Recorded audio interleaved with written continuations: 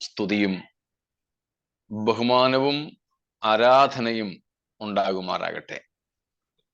प्रभु के नाम की स्तुति हो, उसके मधुर और मीठे और पवित्र नाम की स्तुति हो. കർത്താവിന്റെ ദാസനും ശേഷം ദൈവമക്കൾക്കും യേശുക്രിസ്തുവിന്റെ നാമത്തിൽ വന്ദനങ്ങൾ. और प्रभु के दास और आए हुए तमाम भाई बहनों को, विश्वासी जनों को यीशु मसीह के नाम का स्नेह वंदन. ഈ രണ്ടാമത്തെ രാത്രിയിലും നാം ഒരുമിച്ച് ദൈവസഭയെ കുറിച്ച് തിരുവെഴുത്തുകളുടെ അടിസ്ഥാനത്തിൽ പഠിക്കുവാനായിട്ട് ആഗ്രഹിക്കുന്നു. और ये दूसरे दिन के रात में परमेश्वर की कलीसिया के बारे में प्रभु के वचन के अनुसार सीखने के लिए हम आए हुए हैं. നാം ധന്യരാണ്. मैं और आप लोग जो है भाग्यशाली और मुबारक लोग हैं. അത് മറ്റൊന്നും കൊണ്ടല്ല, ദൈവം നമ്മുടെ പിതാവായി എന്നുള്ളതാണ്. मैं और आप लोग मुबारक क्यों है? क्योंकि परमेश्वर हमारा पिता बन गया. इसके लिए मैं और आप लोग धन्य लोग हैं. സ്തോത്രം. ജീവനുള്ള ദൈവത്തിന്റെ മക്കളാകുവാൻ ദൈവം നമുക്ക് ഭാഗ്യം തന്നു. जिंदा खुदावन के बच्चे होने के लिए खुदावन ने मुझे और आप लोग को भाग्य दिया. मुबारक हो गए. इसके लिए हम लोग प्रभु को धन्यवाद करते हैं. അത് വലിയ ഭാഗ്യമായി, ഏറ്റവും വലിയ ഭാഗ്യമായി നാം കരുതിക്കൊള്ളണം. तो सबसे बड़ा मुबारक ये बात को हमको समझना है कि खुदावन ने यीशु मसीह के जरिए से हमसे प्यार किया और मैं और आप लोग उनके संतान, बेटे बेटी बन गए, फर्जंद बन गए. इसके लिए हम लोग खुदावन को धन्यवाद करें. നമുക്ക് ലഭിച്ച ഏറ്റവും വലിയ അധികാരം എന്ന് പറയുന്നത് ദൈവമക്കളാകുവാനുള്ള അധികാരമാണ്. और मुझे आप लोग को मिला वो सबसे बड़ा अधिकार जो है, परमेश्वर के बेटा बेटी ने तो फर्जंद बन गए हैं. പിശാചിന്റെ മേലും ദുരാത്മാക്കളുടെ മേലും പ്രകൃതി ശക്തികളുടെ മേലും ഉള്ള അധികാരങ്ങളെക്കാൾ വലിയ അധികാരമാണ് ദൈവത്തിന്റെ മക്കളായി തീരാൻ നമുക്ക് ലഭിച്ച അധികാരം. मुझे और आप लोगों को शैतान के ऊपर, सृष्टि के ऊपर मिला हुआ अधिकार से भी बड़ा है परमेश्वर का बेटा बेटी ने तो फर्जंद बनने का अधिकार, नहीं तो सामर्थ्य या शक्ति खुदावन ने मुझे और आप लोग को दिया है. അതാണ് യോഹന്നാൻ 1-12 വാക്യത്തിൽ പറയുന്നത്. वही हम लोग यूहन्ना के सुसमाचार 1 अध्याय उसका 12वां वचन में हम लोग देख सकते हैं. 1 യോഹന്നാൻ 3:1 നാം അത് തന്നെയാണ് കാണുന്നത്. वही 1 यूहन्ना का कत उसका 3 अध्याय 1 वचन में भी हम लोग यही बात को देखते हैं कि खुदावन ने हमें हक दिया है, हक बख्शा है उसका फर्जंद बनने का. നാം അത് നിമിത്തം സന്തോഷത്തോടെ ദൈവത്തിന് സ്തോത്രം ചെയ്യുന്നവരാകണം എന്ന് പ്രബോധിപ്പിച്ചുകൊണ്ട് നമ്മുടെ വിഷയത്തിലേക്ക് പ്രവേശിക്കുന്നു. तो खुदावन ने हमें उसका फर्जंद बनने का हक बख्शा है, बेटा बेटी बनने का अधिकार दिया. इसके लिए आनंद के साथ उनको हमेशा धन्यवाद करने वाले बने. ये बोलकर आज का क्लास में शुरू करता हूं. ദൈവസഭ, परमेश्वर की कलीसिया. നമ്മുടെ ബ്രൗഷറിൽ കണ്ടതുപോലെ സ്പിരിച്വൽ കമ്മ്യൂണിറ്റി, ആത്മീയ സംഘം, സമൂഹം. आपने जिस तरह फ्लायर में देखा कि कलीसिया जो है एक स्पिरिचुअल कम्युनिटी है, एक आत्मिक सभा है करके हम लोग जानते हैं. ഇന്നലെ നാം കണ്ടതുപോലെ ദൈവത്തിന്റെ സകല കാര്യപരിപാടികളിലും വെച്ച് ഏറ്റവും പ്രധാനപ്പെട്ട കാര്യപരിപാടിയാണ് ദൈവസഭ എന്നത്. परमेश्वर की कलीसिया जो है, परमेश्वर के अनेक कामों में सबसे इंपॉर्टेंट और महत्वपूर्ण बात है प्रभु की कलीसिया. ഈ പ്രപഞ്ചം സൃഷ്ടിക്കുവാൻ ദൈവത്തിന് 2 വാക്ക് മാത്രമേ ചെലവായുള്ളൂ. आप देखिए पूरा धरती, आकाश और ये पूरे ब्रह्मांड कायनात को बनाने के लिए जो है खुदावन ने बस अपने जुबान से जो है वचन से इस कायनात को उन्होंने बनाया. ഉണ്ടാകട്ടെ എന്ന് പറഞ്ഞപ്പോൾ ഇവയെല്ലാം ഉണ്ടായി. सृष्टि बन जाओ कर कर जब उन्होंने कहा तो वो बन गया। നമ്മളെ മനുഷ്യരെ സൃഷ്ടിക്കാൻ ദൈവത്തിന് ഒരു പിടി മണ്ണ് മാത്രം മതിയായിരുന്നു. और इंसानों को बनाने के लिए परमेश्वर ने कुछ धूल को लेकर जो है उस धूल से इंसान को बनाया। നമ്മെ ജീവനുള്ളവരാക്കി തീർക്കാൻ ഒരു ഊത്തിന്റെ ശ്വാസം മാത്രം മതിയായിരുന്നു.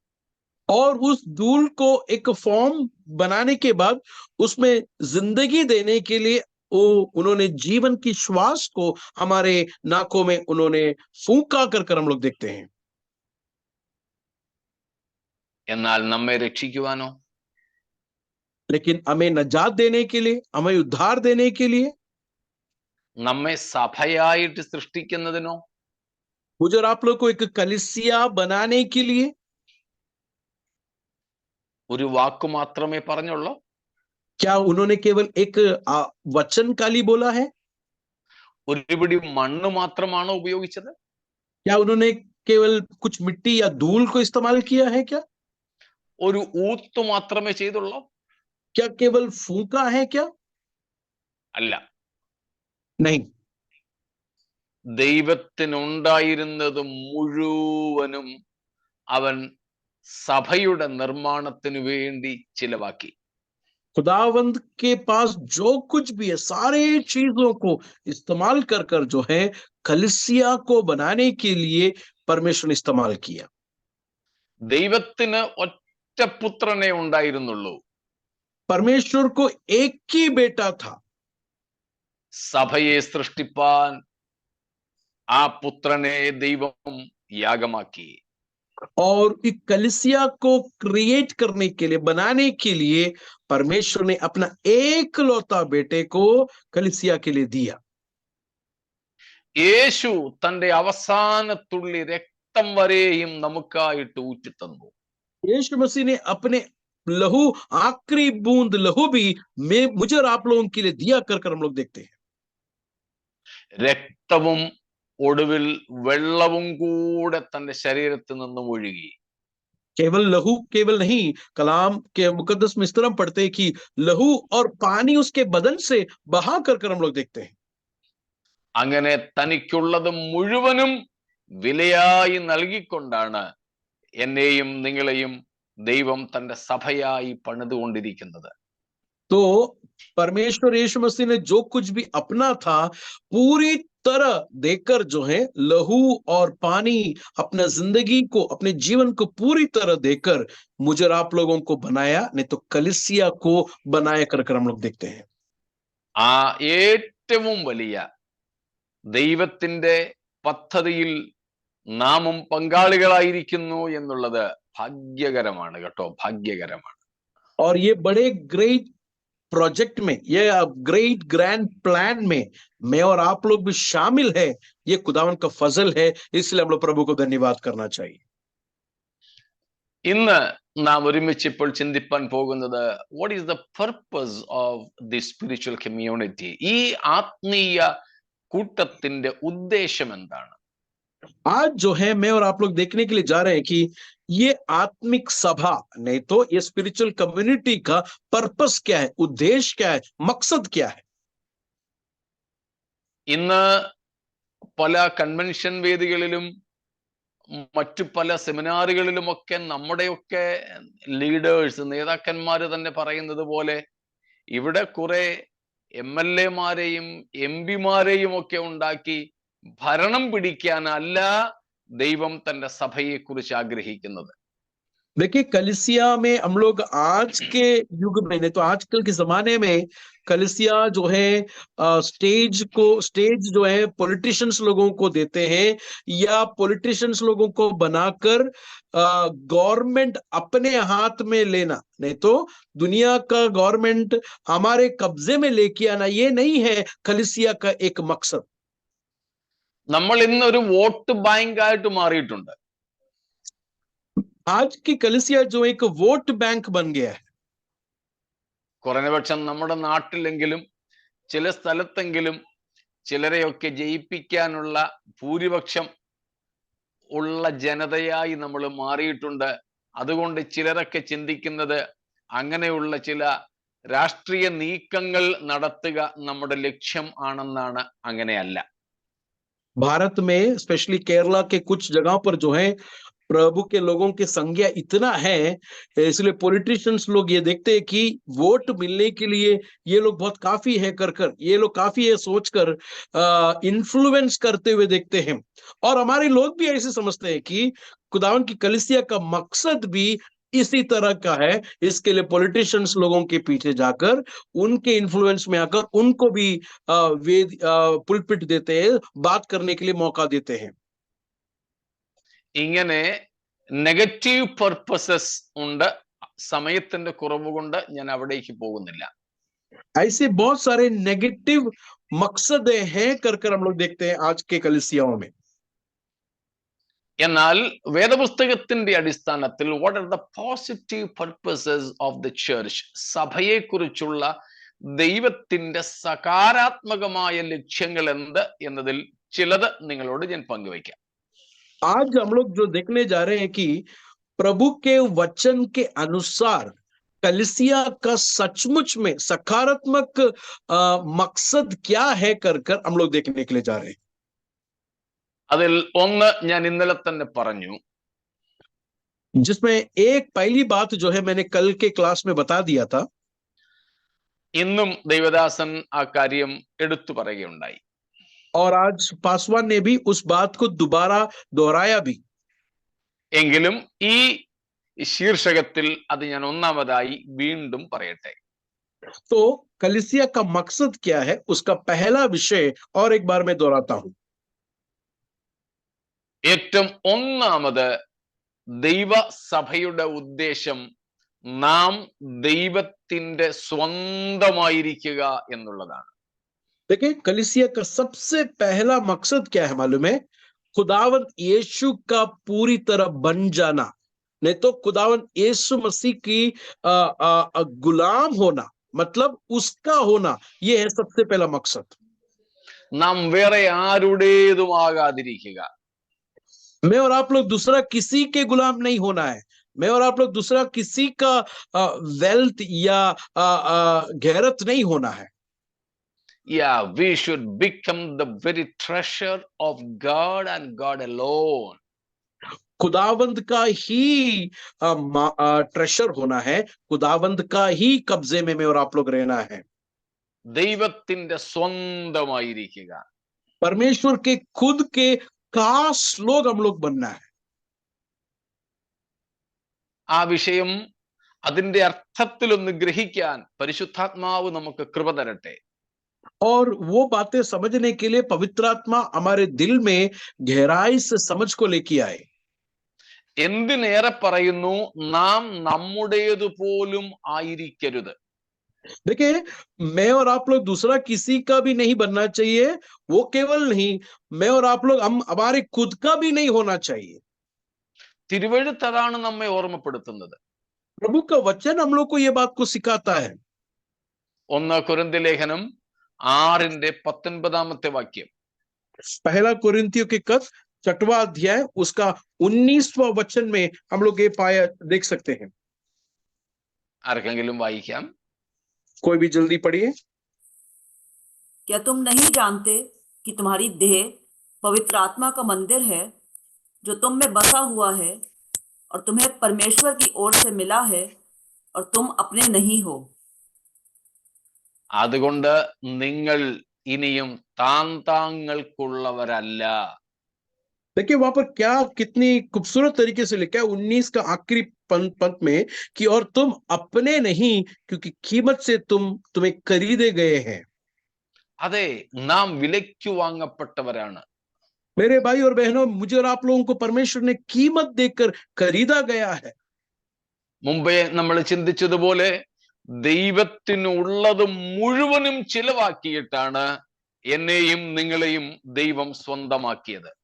जिस तरह मैंने पहले शुरू में कहा कि परमेश्वर ने अपनी पूरी चीजों को देकर जो है मुझे और आप लोगों को खरीदा है। അതുകൊണ്ടാണ് നാം എഫേസ്യ ലേഖനം 1:19 17 18 19 പ്രത്യേകിച്ച് 17ന്റെ അവസാനവും 18ലും നാം വായിക്കുന്നത് നമ്മുടെ ഹൃദയദൃഷ്ടി പ്രകാശിപ്പിച്ചിട്ട് വിശുദ്ധന്മാരിൽ അവന്റെ അവകാശത്തിന്റെ മഹിമാധനം ഇന്നതെന്ന് തിരിച്ചറിയണമെന്ന് ഞാൻ നിങ്ങൾക്കായി പ്രാർത്ഥിക്കുന്നു എന്ന പൗലോസിന്റെ പ്രാർത്ഥന കാണുന്നത്. इसके लिए एफिसियों पहला अध्याय 17, 18 और 19वां वचन जब आप लोग पढ़ के देखेंगे तो वहां पर पौलुस का दुआ ये है कि तुम्हारा पहचान नहीं तो हिकमत आए, तुम्हें मुकाशवा मिले कि उसने क्यों तुम्हें बुलाया है, उसका बुलाने का मकसद क्या है, इसका मुकाशवा तुम लोग को मिले, उसका पहचान तुम लोग को मिले कर कर पौलुस दुआ करता है.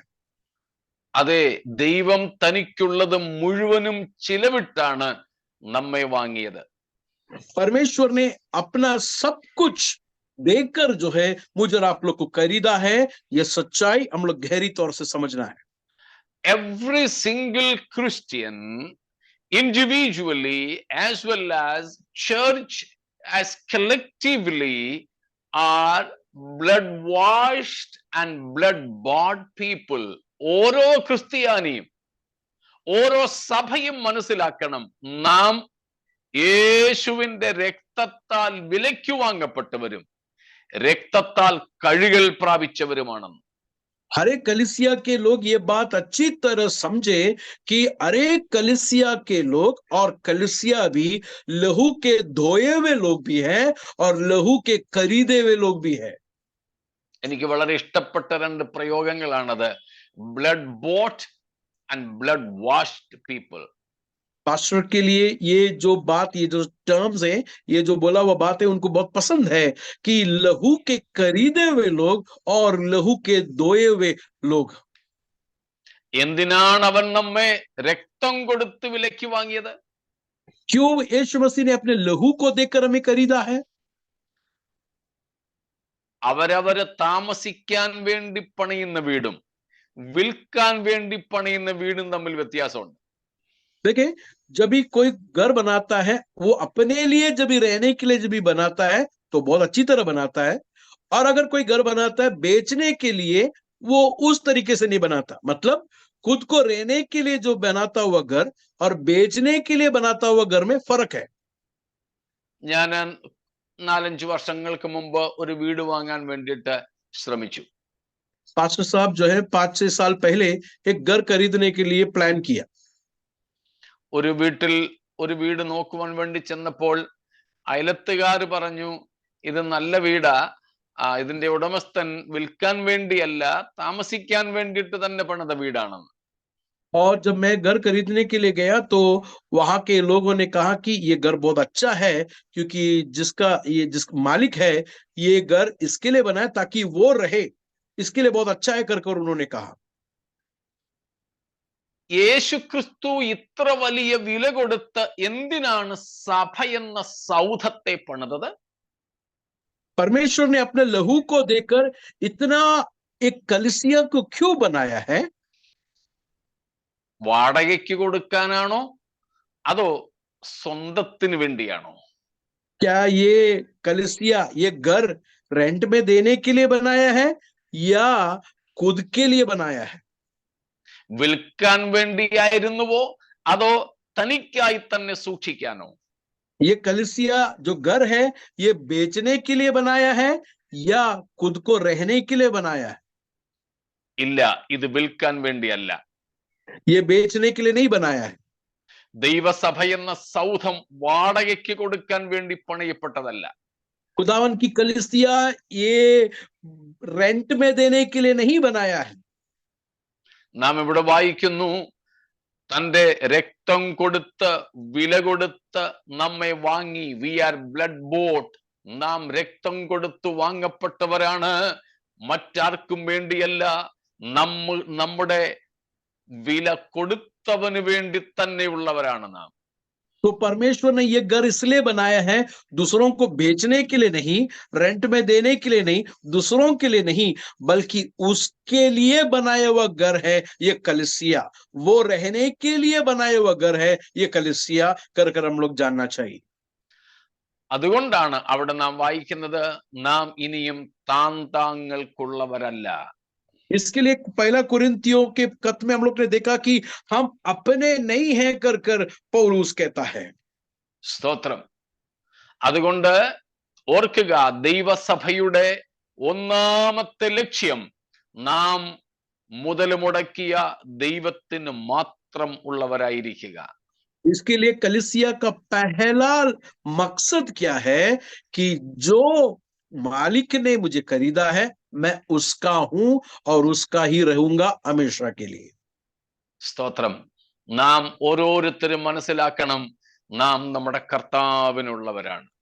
इसके लिए हर एक लोग जो कलीसिया के हैं वो ये बात समझना है कि मैं प्रभु का हूं. ഇന്നലെ പറഞ്ഞതുപോലെ Kuriakose, we belong to the Lord. कल मैंने जिस तरह यूनानी भाषा ग्रीक वर्ड को इस्तेमाल किया था, कुरियाकोस, उसका मतलब I belong to the Lord, मैं प्रभु का हूं. അപ്പോൾ സഭയുടെ ഒന്നാമത്തെ ലക്ഷ്യം ദൈവത്തിന്റെ സ്വന്തമായിരിക്കുക. तो कलीसिया का पहला मकसद, पहला लक्ष्य यह है कि वो खुदावंद का बने या खुदावंद का रहे. സ്തോത്രം. അതുകൊണ്ട് നാം വേറെ ആരുടെയും ഉദ്ദേശത്തിന് വേണ്ടി ഉപയോഗിക്കപ്പെടരുത്. इसके लिए दूसरों के लिए इस्तेमाल हम लोग नहीं हो जाए, दूसरों के एजेंडा के लिए इस्तेमाल हम लोग नहीं होना चाहिए. We have to devote our will, therefore, for the very purpose of the one who bought us with his own blood. इसके लिए हमारी इच्छाएं, हमारा मन, हमारा दिल जो है उस पर समर्पित होना चाहिए जिसने मुझे आप लोगों को अपने बहुमूल्य लहू को देकर खरीदा है. സ്തോത്രം. മനസ്സിലാവുന്നുണ്ടെന്ന് ഞാൻ കരുതട്ടെ. आप लोग समझ रहे कर मैं विश्वास करता हूं. മനസ്സിലാവുന്നുണ്ടോ? आप लोग को समझ में आ रहा है? ഓക്കെ, സ്തോത്രം. Thank you. സമയക്കുറവ് കൊണ്ട് ഒത്തിരി വിശദീകരിക്കാതെ ഞാൻ പോകുന്നു. രണ്ടാമത്തെ ഉദ്ദേശം, समय कम है इसके लिए मैं जल्दी आगे बढ़ता हूं. कलीसिया का दूसरा मकसद क्या है? ഒന്നാമത്തേതിനോട് വളരെ ചേർന്ന് നിൽക്കുന്ന ഒന്നാണ്. पहला जो मकसद है उसके साथ जुड़ा हुआ है दूसरा मकसद भी. സ്തോത്രം. That the church may become the very temple of God. दूसरा, कलीसिया का दूसरा मकसद यह है कि खुदावन का मकदस बने, खुदावन का मंदिर बने ये कलीसिया. That we may become the very dwelling place of God. ദൈവത്തിന്റെ വിശുദ്ധ താമസ സ്ഥലം, നിവാസമായി നാം മാറുക. मैं और आप लोग परमेश्वर के निवास स्थान बने, ड्वेलिंग प्लेस बने, ये है कलीसिया का दूसरा मकसद. വളരെ പ്രധാനപ്പെട്ടതാണിത്. ये बहुत ही महत्वपूर्ण बात है मैं जो आपसे कह रहा हूं. ഒന്നാമത്തെയും രണ്ടാമത്തെയും കാര്യങ്ങൾ വളരെ പ്രധാനപ്പെട്ട ലക്ഷ്യങ്ങളാണ്. पहला और दूसरा जो मकसद है ये मेरे और आपके लिए सबसे इंपॉर्टेंट बात है. ദൈവം ദൈവത്തിന്റെ സഭയെ പണിതുകൊണ്ടിരിക്കുന്നത് ദൈവത്തിന് വിശുദ്ധ നിവാസമാകേണ്ടതിനാണ്.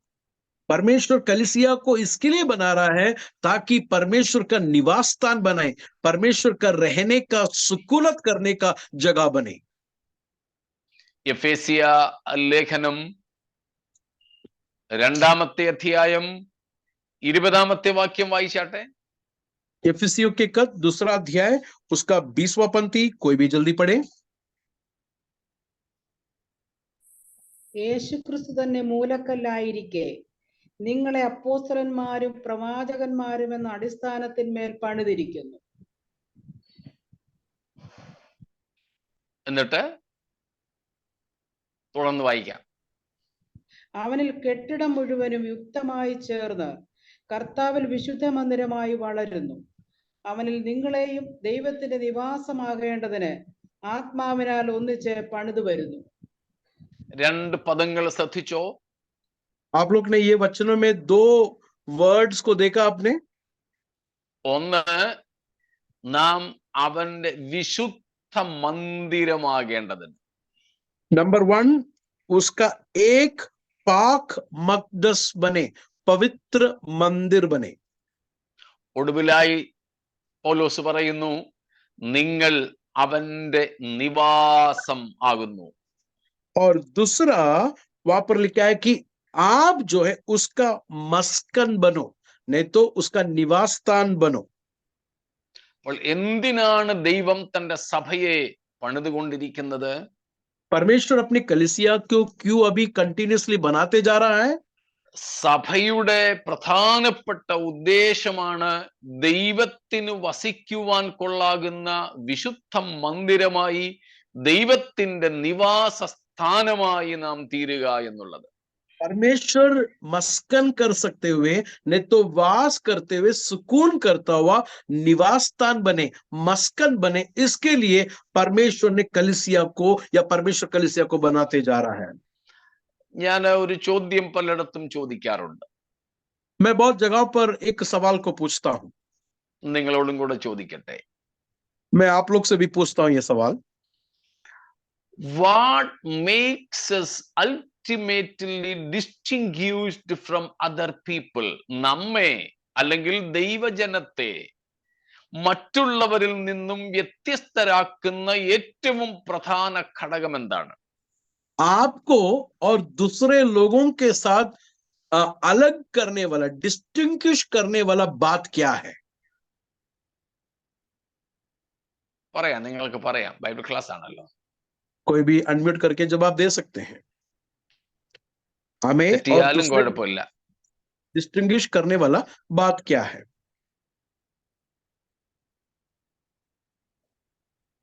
यस, जल्दी बोले, अनम्यूट करके. Gift of Holy Spirit. Holy Spirit തെറ്റല്ലെങ്കിലും അത്ര ശരിയല്ല. गलत नहीं है तो भी वो सही जवाब नहीं है. परमेश्वर ने हमारे लिए अपना रक्त बहाया और अपना संतान होने का अधिकार दिया. मुझे लगता है राइटियसनेस. नहीं, Dwelling. जिंदा खुदा को मालूम, हमारा खुदावन जिंदा खुदा है. नहीं, वो परमेश्वर का खासियत है, परमेश्वर के लोगों की खासियत. या सिस्टर रूबी ने बोली Dwelling that we are chosen. of course, certainly. Exodus 33 verse 16 please. करूज 33 का 16 वचन. या പുറപ്പാട് പുസ്തകം 33:16. करूज 33 का 16 वचन. ये कैसे जाना जाए कि तेरे अनुग्रह की दृष्टि मुझ पर और अपनी प्रजा पर है? क्या इससे नहीं कि तू हमारे संग संग चले, जिससे मैं और तेरी प्रजा के लोग पृथ्वी भर के सब लोगों से अलग ठहरे. Praise God. ഇങ്ങനെ ഞാനും നിന്റെ ജനവും ഭൂതലത്തിലുള്ള സകല ജാതികളിലും വെച്ച് വിശേഷതയുള്ളവരായിരിക്കും. देखो 16 वचन के आखिर में क्या लिखा है? ताकि मैं और तेरे लोग रुए जमीन के सब कौमों से निराले ठहरे. എങ്ങനെ? ഇങ്ങനെ മീൻസ് എങ്ങനെ? किस तरह निराले ठहरे? उसका जवाब उधर ही है, इस तरह निराले ठहरते हैं बाकी दुनिया के सारे रूहे जमीन से. എങ്ങനെയാ നമ്മൾ മറ്റുള്ളവരിൽ നിന്നും വിശേഷതയുള്ളവരാകുന്നത്? हम दूसरों से निराले किस तरह होते हैं? What makes us that unique? मुझे और आप लोगों को दूसरों से निराला या यूनिक किस तरह हम लोग हो जाते हैं? അതിന്റെ ഒന്നാം ഭാഗത്ത് ഉത്തരവുണ്ട്. उसका जवाब 16 वचन के पहला पार्ट में है. നീ ഞങ്ങളോട് കൂടെ പോരുന്നതിനാൽ. वहां पर लिखा है कि तू हमारे साथ साथ चलता है. സ്തോത്രം. എന്ന് പറഞ്ഞാൽ ദൈവ സാന്നിധ്യമാണ് നമ്മെ മറ്റുള്ളവരിൽ നിന്നും വ്യത്യസ്തരാക്കുന്ന അതിപ്രധാന ഘടകം. दुनिया के लोगों के साथ और हम उनके साथ अगर देखेंगे तो हम निराले क्यों है? क्योंकि खुदावन की हुजूरी प्रेजेंस हमारे साथ है, इसके लिए हम दुनिया के लोगों से निराले हैं.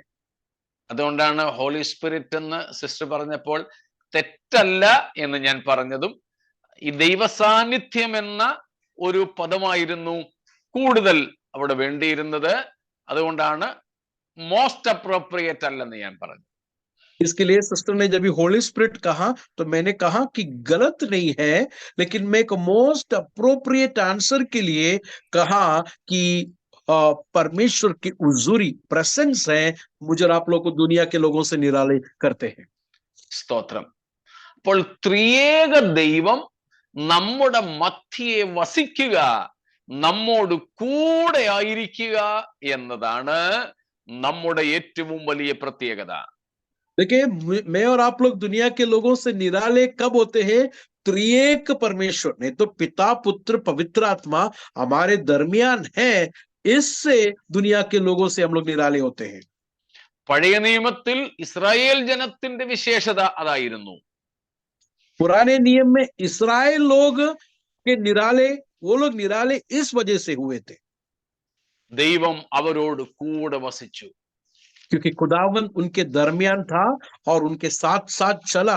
इसके लिए दुनिया के तमाम लोगों से वो लोग निराले थे. അവരോട് കൂടെയും അവരുടെ നടുവിലും വസിക്കുന്ന യഹോവയെ നമുക്ക് കാണാം. उनके साथ चला और उनके दरमियान में रहा कर हम लोग प्रभु के वचन में पढ़ते हैं.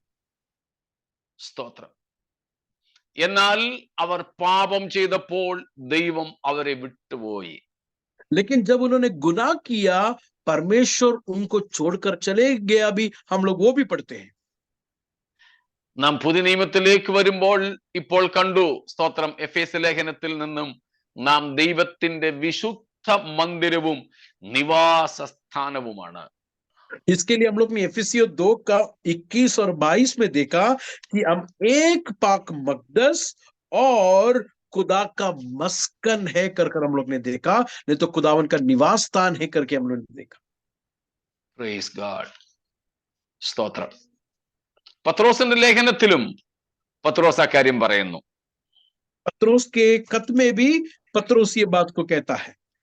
1 പത്രോസ് 2 അധ്യായം അതിന്റെ 4-5 വാക്യങ്ങൾ. पहला पत्रोस उसका दूसरा अध्याय उसका 4 और 5वां वचन में हम लोग देख सकते हैं. മനുഷ്യർ തള്ളിയതെങ്കിലും ദൈവസന്നിധിയിൽ ശ്രേഷ്ഠവും മാന്യമായ ജീവനുള്ള കല്ലായ അവന്റെ അടുക്കൽ വന്നിട്ട് നിങ്ങൾ ജീവനുള്ള കല്ലുകൾ എന്ന പോലെ ആത്മീയ ഗ്രഹമായി യേശുക്രിസ്തു മുഖാന്തരം ദൈവത്തിന്റെ പ്രസാദമുള്ള ആത്മീയയാഗം കഴിപ്പാൻ തക്ക വിശുദ്ധ പുരോഹിത വർഗമാകേണ്ടതിന് പണിയപ്പെടുന്നു. സ്തോത്രം. നാമും ഒരു ആത്മീയ ഗ്രഹമായി പണിയപ്പെടുകയാണ്. देखिए उसका 5वां वचन में क्या लिखा है कि तुम भी एक मुकद्दस फिरका बनकर ऐसी रूहानी कुर्बानी चढ़ाओ. मतलब मैं और आप लोग एक मुकद्दस फिरका बनते हैं. വെളിപ്പാട് പുസ്തകം 1 അധ്യായം 13 വാക്യം. मुकाशवा पहला अध्याय उसका 13वां वचन, रेवलेशन चैप्टर 1 वर्सेस 13 में भी हम लोग ये बात को देखते हैं. തിരിഞ്ഞപ്പോൾ 12 വാക്യം കൂടെ ചേർത്തങ്ങ് വായിച്ചോളൂ. 12 और 13 मिलकर पढ़ेंगे. 12 और 13 मिलकर पढ़ेंगे. എന്നോട് സംസാരിച്ച നാദം എന്ത് എന്ന് കാണുവാൻ ഞാൻ തിരിഞ്ഞപ്പോൾ 7 പൊൻനിലവിളക്കുകളെയും നിലവിളക്കുകളുടെ നടുവിൽ നിലയങ്കി ധരിച്ച് മാറത്ത് പൊൻകച്ച കെട്ടിയവനായി മനുഷ്യപുത്രനോട് സദൃശനായവനെയും കണ്ടു. അവന്റെ തലയും തലമുടിയും മതി അത്രയും മതി. അവിടെ നാം കാണുന്നു, അവിടുന്ന് 13 വാക്യത്തിലേക്ക് വരികയെന്നുള്ളൂ. യേശു 7 പൊൻനിലവിളക്കുകളുടെ നടുവിൽ നടക്കുന്നു. और उसका 13वां वचन में लिखा है कि यीशु मसीह जो है उन चिराग दानों के 7 चिराग दानों के दरमियान में है कर हम लोग देखते हैं. എന്താണ് ഈ പൊൻനിലവിളക്കുകൾ? ये सोने से बनाया हुआ चिराग दान क्या है? 20 വാക്യത്തിൽ വായിക്കുന്നു 7 സഭകളാണത്. उसका 20वां वचन जरा देखे, वो 7 चिराग दान क्या है? 20वां वचन में लिखा है कि वो 7 कलीसिया है कर हम लोग देखते हैं. അപ്പോൾ യേശുവിന്റെ സ്ഥാനം എവിടെയാണ്? तो यीशु का जगह, यीशु कहां पर रहता है कलीसिया में? സഭകളുടെ നടുവിൽ. कलीसियाओं के दरमियान, कलीसियाओं के बीच में यीशु मसीह का निवास स्थान है। ദൈവസഭ ദൈവത്തിന്റെ ആലയമാണ്. कलीसिया जो है परमेश्वर का मस्कन है या निवास स्थान है कर हम लोग देखते हैं। 1 കൊരിന്ത്യർ 3:16 കൂടെ വായിച്ചോളൂ. पहला कोरिन्थियों 3:16 भी कोई भी पढ़िएगा, हिंदी में पढ़िएगा, कोई हिंदी में 3:16। क्या तुम नहीं जानते कि तुम परमेश्वर का मंदिर हो और परमेश्वर का आत्मा तुम में वास करता है? സ്തോത്രം. നിങ്ങൾ ആരാണ്? ദൈവത്തിന്റെ ആത്മാവ് നിങ്ങളിൽ വസിക്കുന്ന ദൈവത്തിന്റെ മന്ദിരം, ആലയമാണ്. देखिए 16 वचन में क्या लिखा है कि हम कौन हैं? हम खुदावंद का रूह बसने वाला खुदावंद का मकदस है करके लिखा है। 1 കൊരിന്ത്യർ 6:19 നാം ഇത് വായിച്ചു. അത് ഇൻഡിവിജ്വൽ ക്രിസ്ത്യൻസ്, നമ്മുടെ ശരീരത്തെ കുറിച്ച്, ഓരോ വ്യക്തിപരമായ ക്രിസ്ത്യാനിയെ കുറിച്ചുമാണ്.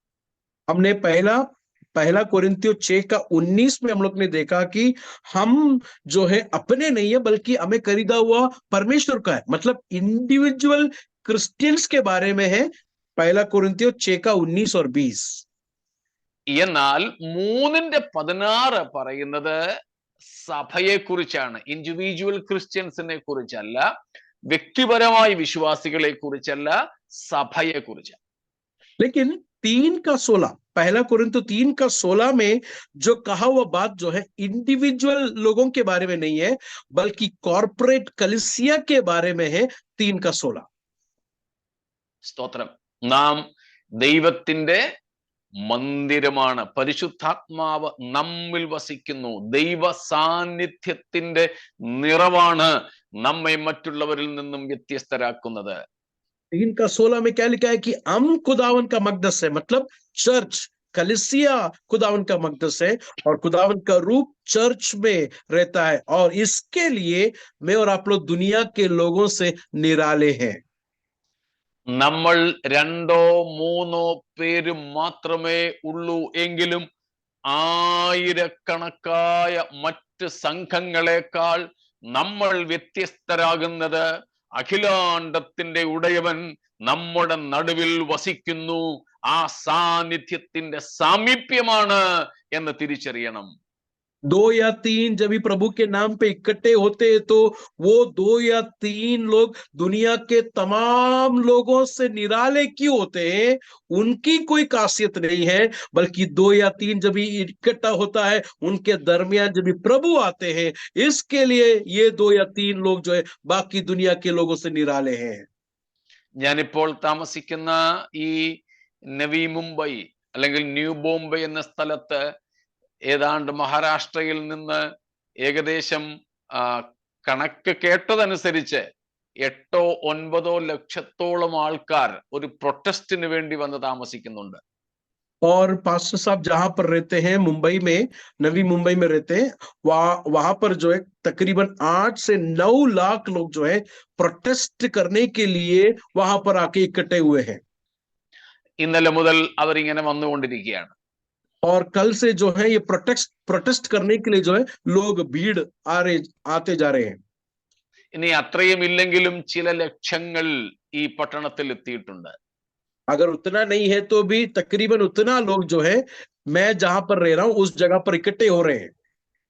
എന്നാൽ ലക്ഷക്കണക്കിനായ ആ സമൂഹത്തിനില്ലാത്ത ഒരു വിശേഷത 10, 20, 27 ഡിവൈസസ് മാത്രം ചേർന്നിട്ടുള്ള എനിക്കും നിങ്ങൾക്കും ഉണ്ടെന്ന് തിരിച്ചറിയണം. लेकिन इतना लोग मेरे इस एरिया में आया है तो भी इनसे भी निराले कौन है? यहाँ पर 20-27 लोग डिवाइस लोग जुड़े हुए, मैं और आप लोग जो है इनसे भी निराले हैं। ആളിന്റെ എണ്ണമല്ല നമ്മെ ശ്രേഷ്ഠരാക്കുന്നത്. लोगों के ये भीड़ या क्वांटिटी नहीं है मेजर आप लोग को निराले बनाते हैं। നമ്മുടെ രാജ്യത്തിന്റെ രാഷ്ട്രപതിയോ പ്രധാനമന്ത്രിയോ ചീഫ് ജസ്റ്റിസോ പോലും വന്നാലും നാം ആരും വിശേഷതയുള്ളവരാകില്ല. देखिए, अगर हमारे देश के प्राइम मिनिस्टर भी हमारे दरमियान आए तो भी, या चीफ मिनिस्टर भी आए, वजीर आजम भी आए तो भी हम लोग निराले नहीं बनते हैं. എന്നാൽ നമ്മെ പ്രത്യേകതയുള്ളവരാക്കുന്നത് നമ്മോടൊപ്പം വസിക്കുന്ന, നമ്മിൽ വസിക്കുന്ന ത്രിയേക ദൈവത്തിന്റെ സാന്നിധ്യമാണ്. मैं और आप लोग दुनिया के लोगों से निराले कब बनते हैं? जब ही त्रिएक परमेश्वर पिता पुत्र पवित्र आत्मा उनकी आराधना करने वालों के दरमियान जब भी प्रभु आता है तो हम दुनिया के लोगों से निराले होते हैं. അതിന് നാം കൂടി വരുന്ന സ്ഥലത്തിന് പ്രത്യേകത കർത്താവ് നോക്കത്തില്ല. इसके लिए हम लोग जमा हुए हैं, जहां जगह कितना, हॉल कितना बढ़िया है, ये खुदावन नहीं देखता है. അതിന് മരച്ചുവട്ടിലായാലും അത് ഹട്ട്മൻസിൽ കുടിലുകളിലായാലും വിശുദ്ധന്മാര് കൂടി വരുന്ന ഇടത്ത് ദൈവത്തിന്റെ സാന്നിധ്യം ദൈവം നൽകുന്നു. वो पेड़ के नीचे भी होने दो या एक छोटा सा झोपड़ी या घर के अंदर भी होने दो, प्रभु के लोग जब इकट्ठा होता है, प्रभु की उपस्थिति, उसका हुजूरी उनके दरमियान आता है. അതുകൊണ്ട് ദൈവമക്കളെ, ഞാൻ നിങ്ങളെ പ്രബോധിപ്പിക്കട്ടെ. നമ്മുടെ ആളിന്റെ പെരുപ്പമല്ല, നമ്മുടെ കൂട്ടത്തിൽ ഉള്ളവരുടെ ശ്രേഷ്ഠതയല്ല, പകരം നമ്മോടൊപ്പം നമ്മുടെ ദൈവം ഉണ്ടോ എന്നുള്ളതിലാണ് നമ്മുടെ വിശേഷത കുടികൊള്ളുന്നത്. इसीलिए मेरे भाई और बहनों, कितना लोग हैं हमारे दरमियान ये नहीं है, हमारे दरमियान जो लोग हैं वो कितने महान लोग हैं ये भी नहीं है विशेष बातें या निराला देने वाली बातें. क्या हमारे दरमियान प्रभु है, हमारे जीवन में प्रभु है, हमारे कलीसिया में प्रभु है, ये है सबसे निराला देने वाली बात. വ്യക്തിപരമായി നമ്മോടൊപ്പം ദൈവ സാന്നിധ്യം ഉണ്ടായിരിക്കണം. पर्सनली मेरे और आप लोग के साथ प्रभु का प्रेजेंस होना जरूरी है. നാം സമൂഹമായി, സഭയായി നമ്മുടെ മധ്യയും തിരുസാന്നിധ്യം വേണം. कॉर्पोरेट होकर जब भी आए, हम लोग मिलकर जब भी कलीसियाई तौर से आए तो हमारे दरमियान में भी प्रभु की उपस्थिति होना जरूरी है. അതുകൊണ്ട് എപ്പോഴും നാം നമ്മുടെ സഭ എന്ന നിലയിൽ ഒരു കാര്യം ഉറപ്പുവരുത്തുക: ദൈവസാന്നിധ്യത്തിന് നമ്മുടെ മധ്യത്തിൽ സ്വാതന്ത്ര്യത്തോടെ വസിക്കുവാൻ കഴിയുന്നു എന്ന്. क्या इसके लिए मैं और आप लोग समझना कि प्रभु का प्रेजेंस जो है हमारे दरमियान में बरकरार रहना चाहिए, इस बात को हम लोग मूल्य देकर चलना चाहिए आगे. മനസ്സിലാവുന്നുണ്ടോ? आप लोग को समझ में आ रहा है मैं क्या कह रहा हूं? സ്തോത്രം. നാം ഉറപ്പുവരുത്തുക കർത്താവ് നമ്മോടുകൂടെ ഉണ്ടെന്ന്. इसके लिए मैं और आप लोग इस बात को पक्का करें, क्या सच में परमेश्वर हमारे दरमियान में है? കർത്താവ് നമ്മോടുകൂടെ ഉണ്ടെങ്കിൽ വേറെ ആരൊക്കെ ഇല്ലെങ്കിലും നിരാശയ്ക്ക് വകയില്ല, സന്തോഷത്തിനും അഭിമാനത്തിനുമേ വകയുള്ളൂ. अगर प्रभु हमारे साथ है तो दूसरा कोई भी हमारे साथ नहीं है तो भी निराशा होने की जरूरत नहीं है, बल्कि हमें इस बात का फक्र करने की जरूरत है कि प्रभु हमारे दरमियान में. സ്തോത്രം. ഈ ദൈവത്തിന്റെ സാന്നിധ്യത്തെ നമുക്ക് നഷ്ടപ്പെടുത്താൻ ഉലകത്തിൽ ഏതെങ്കിലും ശക്തിക്ക് കഴിയുമോ? क्या ये प्रभु के प्रेजेंस को तोड़ने के लिए या इसको खराब करने के लिए दुनिया की कोई कुवत या शक्ति से हो सकता है क्या? ഒരിക്കലും സാധ്യമല്ല. वो कभी भी नहीं हो सकता है. कर ये बात हम लोग समझना है. സ്തോത്രം. ദൈവ സാന്നിധ്യത്തെ ദൈവസഭയിൽ നിന്നും നഷ്ടപ്പെടുത്തുന്ന 3 പ്രധാന ഘടകങ്ങൾ ഞാനൊന്ന് തൊട്ടുവിടാം. प्रभु का प्रेजेंस को कलीसिया के अंदर से बिखेर देना, नहीं तो कलीसिया के अंदर से प्रभु का प्रेजेंस जाने का 3 कारण बस मैं बोलता जाता हूं. അതിൽ ഒന്നാമത്തേതിന് പാപമെന്ന് വിളിക്കുന്നു. सबसे पहला बात जो है प्रभु का प्रेजेंस, नहीं तो हुजूरी, कलीसिया से जाने का पहला कारण गुनाह है, पाप है. സ്തോത്രം. സംഖ്യാപുസ്തകം 25-ാം അധ്യായത്തിൽ നാം അത് കാണുന്നുണ്ട്. गिनती उसका 25 में मैं और आप लोग देख सकते हैं ये बात. അതുപോലെ ഡ്യൂട്ടറോണോമി 23 ആവർത്തനം 23:14 और स्तिष्णा 23 का 14 में भी हम लोग एक बात को देख सकते हैं। व्यवस्था विवरण 23 का 14 में പാപം അഥവാ അശുദ്ധി, पाप नहीं तो अशुद्ध, नहीं तो नापाकगी। സംഖ്യാപുസ്തകം 23-24 വാക്യങ്ങളിൽ നമുക്കറിയാം ബിലയാം ഇസ്രായേലിനെ ശപിക്കാൻ ശ്രമിക്കുന്നുണ്ട്. और गिनती 23 और 24 में हम लोग देखते हैं कि बिलियाम नाम का एक व्यक्ति इसराइल को श्राप देता हुआ, कर्ज करता हुआ हम लोग देख सकते हैं। അവൻ വളരെ പരിശ്രമിച്ചിട്ടും ഇസ്രായേലിനെ ശപിക്കുവാൻ കഴിഞ്ഞില്ല.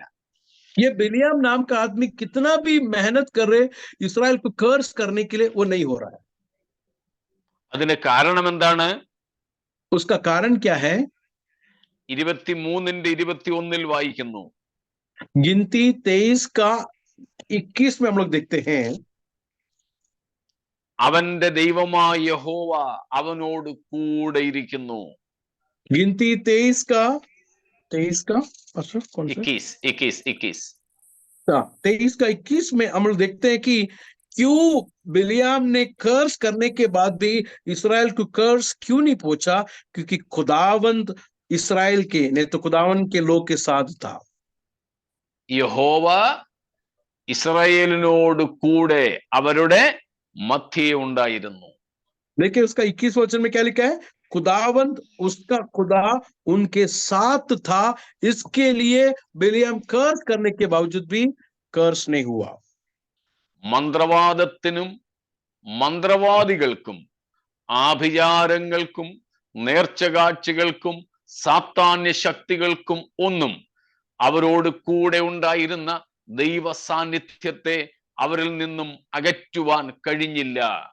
मेरे भाई और बहनों, जादू टोना हो या जादू टोना करने वाला भी होने दो, अंधकार की शक्ति भी होने दो, कोई भी बातें प्रभु के लोगों को हानि पहुंचाने के लिए नहीं हुआ कर हम लोग देख सकते हैं। അപ്പം 23-24 അധ്യായങ്ങളിൽ ഒത്തിരി പരിശ്രമിച്ചിട്ടും ബിലയാം പരാജയപ്പെട്ടു. देखिए 23 गिनती 23 और 24 में हम लोग देखते हैं कि ये बिलियाम नाम का आदमी इतना मेहनत किया इसराइल को कर्ज करने के लिए भी, सोचा तो भी उनसे नहीं हो सका, हम लोग देखते हैं। എന്നാൽ 25 അധ്യായത്തിലേക്ക് വരുമ്പോൾ ദൈവം അവരെ വിട്ടുപോകുന്നു. लेकिन गिनती 25वां अध्याय में जब हम आएंगे तो खुदावन जो है इसराइल को छोड़कर चले जाता है कर हम लोग देख सकते हैं। ശത്രു അവരുടെ മേൽ ജയമെടുക്കുകയാണ്. और दुश्मन जो है इसराइल को कब्जा किया कर हम लोग देखते हैं। കാരണം उसका कारण क्या है? അവർ ചെയ്ത പാപം. उनके आरामकारी के कारण, उनके गुनाह के कारण इसराइल को परमेश्वर छोड़कर गया कर हम लोग देखते हैं। അപ്പോൾ പാപം ദൈവ സാന്നിധ്യത്തെ ദൈവസഭയിൽ നിന്നും നഷ്ടപ്പെടുത്തും. पाप जो है कलीसिया के अंदर से खुदावंद की हुजूरी को निकाल देता है। രണ്ടാമത് ദൈവ സാന്നിധ്യം നമുക്ക് നഷ്ടമാകാൻ കാരണം because we despise the presence of God that dwells among us. നമ്മോടൊപ്പമുള്ള ദൈവത്തിന്റെ സാന്നിധ്യത്തെ നാം നിരസിക്കുന്നത് ദൈവം നമ്മെ വിട്ടുപോകുവാൻ കാരണമാകും. दूसरा कारण क्या है? खुदावन का प्रेजेंस कलीसिया से जाने का दूसरा कारण ये है कि खुदावन के प्रेजेंस को हम लोग तुच्छ जानते हैं। Numbers 11:20. गिनती 11 का 20।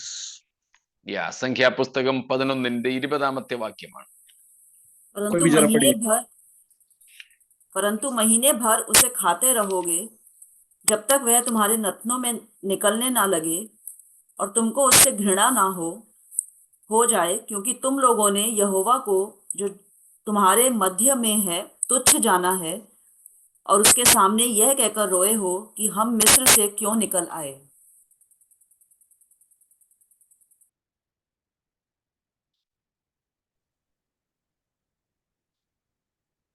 അവിടെ മലയാളത്തിൽ ഇങ്ങനെയാണ് വായിക്കുന്ന ഒടുവിലത്തെ ഭാഗത്തിൽ, നിങ്ങളുടെ ഇടയിൽ ഉള്ള യഹോവയെ നിങ്ങൾ നിരസിക്കുകയും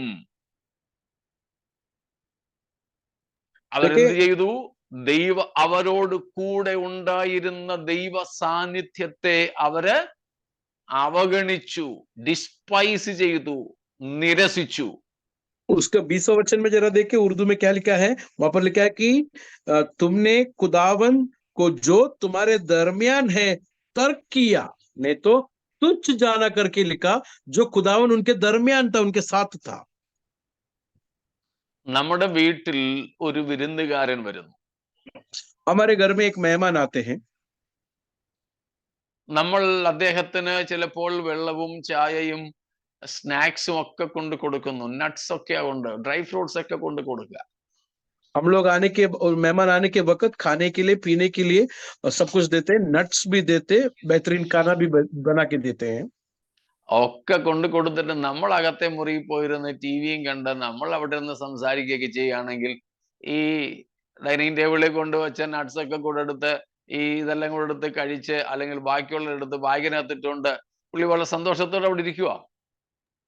देखिए ये सब कुछ खाना हम लोग ने टेबल में रख दिया और हम लोग अंदर जाके टीवी देखने के लिए शुरू किया, तो ये मेहमान टेबल में रखा हुआ खाना पीना कुछ खाएंगे, नट्स उठा के पर्स में या बैग में डाल देंगे या पॉकेट में डाल के उधर बैठा हुआ है, हम लोग रूम के अंदर टीवी देख के बैठ रहे हैं। നിങ്ങളൊക്കെ അകത്ത് പോകല്ലോ, തിന്നാൻ എല്ലാം കൊണ്ട് വെച്ചല്ലോ എന്നും പറഞ്ഞാൽ പുള്ളി സന്തോഷിക്കുക. वो आदमी इसमें खुश है कि ठीक है आपने तो खाना सब कुछ रख दिया और देख के आप लोग तो अंदर चले गए बोलकर ये बात में खुशी है। നമ്മൾ തന്നെ ആണെങ്കിൽ ആ വീട്ടിൽ വീണ്ടും ഇരിക്കുമോ? मैं आप लोग से पूछता हूं, अगर हमसे अगर कोई ऐसा करेंगे तो दोबारा हम लोग को घर में जाएंगे या कंटिन्यूसली उधर बैठेंगे क्या हम? ഞാനാണ് ഇരിക്കത്തില്ല. मैं तो उस घर में फिर आगे नहीं बैठूंगा। അവരുടെ ചായയും വേണ്ട, അവരുടെ ഡ്രിങ്ക്സും വേണ്ട, അവരുടെ ഫുഡും വേണ്ട, ഞാൻ ഇറങ്ങി എന്റെ വഴിക്ക് പോകും. उनका चाय, उनका ड्रिंक्स, उनका खाना मुझे कुछ नहीं चाहिए, मैं घर से निकल के बाहर जाऊंगा। എന്നെ അവഗണിക്കുന്ന ഒരിടത്ത് ഞാൻ പോയിരിക്കുകയും എന്നെ നിരസിക്കുന്ന ഒരുത്തന്റെ ദാനങ്ങൾ ഞാൻ സ്വീകരിക്കുകയും ചെയ്യില്ല. मुझे तर्क करने वाला, मुझे तुच्छ जानने वाला, मुझे इग्नोर करने वाला जगह पर मैं नहीं बैठना चाहता हूं, उस जगह से मैं चले जाऊंगा। മനസ്സിലാവുന്നുണ്ടോ? आप लोग को समझ में आ रहा है मैं क्या कह रहा हूं? അങ്ങനെയാണെങ്കിൽ സ്തോത്രം, സകലത്തെയും സൃഷ്ടിച്ചവൻ തന്റെ രക്തം കൊടുത്ത് എന്നെയും നിങ്ങളെയും തനിക്കായി വീണ്ടെടുത്തവൻ നമ്മുടെ മധ്യത്തിൽ വസിക്കുമ്പോൾ അവനെ മാന്യതയോടെ നമ്മൾ പരിഗണിച്ചില്ലെങ്കിൽ, അവഗണിച്ചാൽ, നിരസിച്ചാൽ കർത്താവ് നമ്മോടുകൂടെ ഇരിക്കുകയില്ല, അവൻ നമ്മെ വിട്ട് ഇറങ്ങിപ്പോകും. इसके लिए मैं और भाई, मेरे भाई और बहनों, आप लोग ये समझना, अपना आखिरी बूंद लहू को भी मुझे आप लोग को मेरे आपके लिए देखकर मुझे आप लोग को खरीदा हुआ खुदावंत को इसी तरह हम लोग तुच्छ जानकर इग्नोर करेंगे तो हमारे दरमियान नहीं रहेंगे, कर समझ लेना, हमारे दरमियान से वो चले जाएंगे। Never despise the presence of God that dwells along with us and among us. खुदावंत के हुजूरी को, खुदावंत के उस प्रेजेंस को कभी भी तर्क या तुच्छ नहीं जानना है जो हमारे दरमियान में रहता है। സ്തോത്രം, മനസ്സിലാവുന്നുണ്ടല്ലോ? आप लोग को समझ में आ रहा है? നമ്മുടെ വീട്ടിൽ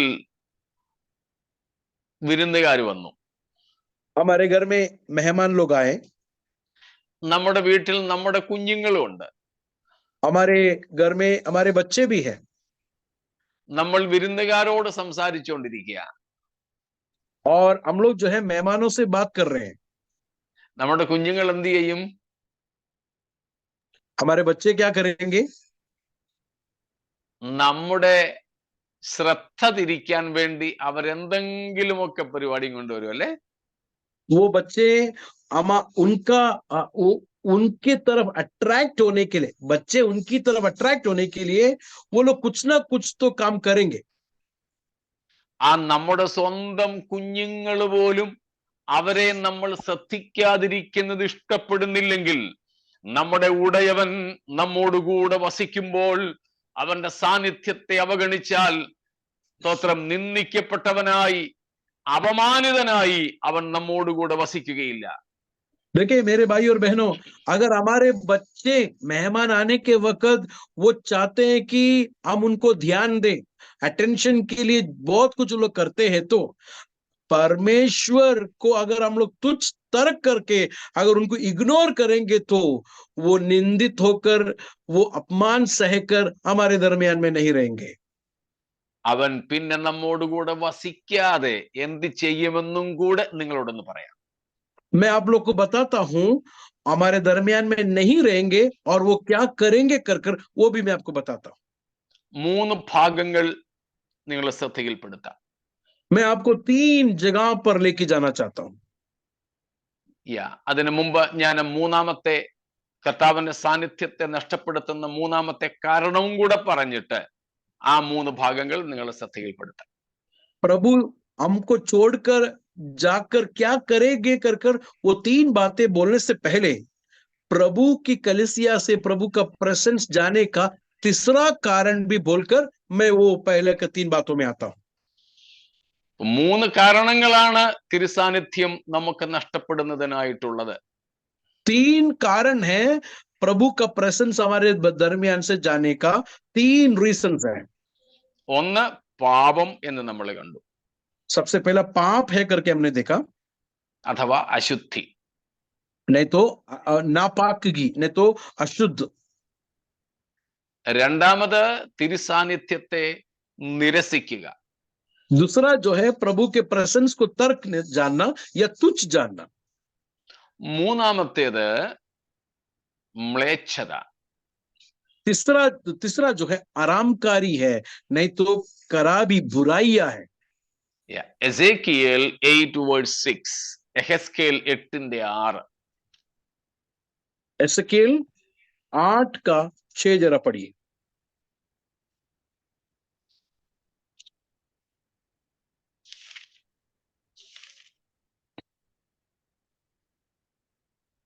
या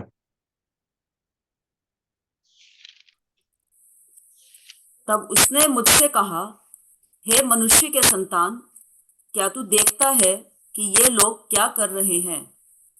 इस्राएल का घराना क्या ही बड़े घृणित काम यहाँ करता है, ताकि मैं अपने पवित्र स्थान से दूर हो जाऊं, परंतु तू इनसे भी अधिक घृणित काम देखेगा. കണ്ടോ, ഞാൻ ഇവരെ വിട്ടുപോകത്തക്കവണ്ണം ഇസ്രായേൽ ഗൃഹം ചെയ്യുന്ന മ്ലേച്ഛത കണ്ടോ എന്ന് എഹെസ്കേലിനോട്, പ്രവാചകനോട് ദൈവം ചോദിക്കുന്നു. देखिए यहाँ पर देखिए क्या लिखा है कि इस्राएल करता हुआ उस मकरूहात को, नहीं तो उस घृणा के बातों को देखने के लिए यहेजकेल से कह रहा है. The abominations people of God do will cause God's presence to depart from us. जो प्रभु के लोग करते हुए मकरूहात को, नहीं तो उस घृणा बात को प्रभु देखकर उनके दरमियान से निकल जाता है. അപ്പോൾ ഈ 3 കാര്യങ്ങൾ, പാപം, തിരുസാന്നിധ്യത്തെ നിരസിക്കുന്നത്, മ്ലേച്ഛത, ദൈവത്തെ നമ്മിൽ നിന്നും അകറ്റിക്കളയും. मैंने आप लोग को 3 कारण बताया, खुदावन की कलीसिया से, नहीं तो इंडिविजुअल लाइफ से खुदावन का प्रेजेंस जाने का 3 कारण. नंबर 1 पाप है, और दूसरा खुदावन को तुच्छ जानना, उनके प्रेजेंस को तुच्छ जानना, और तीसरा जो है मकरूहात, नहीं तो घृणा की बातें जब भी प्रभु के लोग करते हैं तो प्रभु का प्रेजेंस उनके दरमियान से चले जाता है. അങ്ങനെയായാൽ കർത്താവ് എന്താ ചെയ്യുന്നത്? തിരുസാന്നിധ്യം വിട്ടുപോകുന്ന, നഷ്ടപ്പെടുന്ന 3 അവസ്ഥകളെയും കൂടെ നിങ്ങളുടെ മുമ്പിൽ ഞാൻ വെക്കുന്നു. ऐसा अगर प्रभु के लोगों को छोड़कर जब भी जाता है तो प्रभु क्या करता है, उसके 3 बातों को मैं आपको बताता हूं. എന്നെ വളരെയധികം വേദനിപ്പിച്ചിട്ടുള്ള 3 ഭാഗങ്ങളാണ്. मुझे बहुत दिल में दर्द दिया हुआ 3 पैसेज है, मैं आप लोग के सामने बताना चाहता हूं.